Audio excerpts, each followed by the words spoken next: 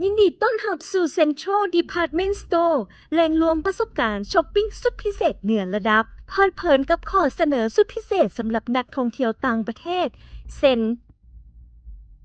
ส่วนลด5ส่วนห้อยเมื่อสมัครบัตร The One Tourist Card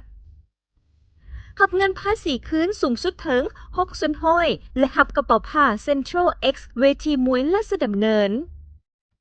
สิทธิพิเศษสำหรับผู้ที่บัตรมาสเตอร์การ์ดรับคูปองเงินสดมูลค่า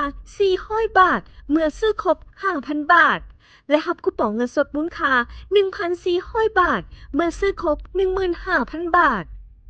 สิทธิพิเศษสำหรับผู้ที่บัตรมาสเตอร์การ์ดรับคูปองเงินสดมูลค่า400 บาทเมื่อช็อปครบ 5,000 บาท และรับคูปองเงินสดมูลค่า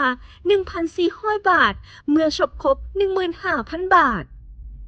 สำหรับผู้ถือหนังสือเดินทางสิงคโปร์และมาเลเซียรับคูปองเงินสดมูลค่า600 บาทเมื่อซื้อครบ 7,000 บาทด้วยบัตรมาสเตอร์การ์ดสำหรับผู้ถือหนังสือเดินทางสิงคโปร์และมาเลเซียรับคูปองเงินสดมูลค่า600 บาทเมื่อช็อปครบ 7,000 บาทด้วยบัตรมาสเตอร์การ์ดขอเสนอพิเศษสำหรับผู้ที่บัตรยูเนียนเพย์รับส่วนลด3ส่วนห้อยโดยบ่มียอดใช้จ่ายขั้นต่ำต่อใบบินและรับส่วนลดสะสมสูงสุด600 บาทต่อบัตรต่อเดือน ข้อเสนอพิเศษสำหรับผู้ถือบัตรยูเนียนเพย์รับส่วนลด 3% โดยบ่มียอดใช้จ่ายขั้นต่ำต่อใบบินและรับส่วนลดสะสมสูงสุด600 บาทต่อบัตรต่อเดือนสำหรับผู้ใช้อาลีเพย์รับซองแดงจำนวน 4-6 ซอง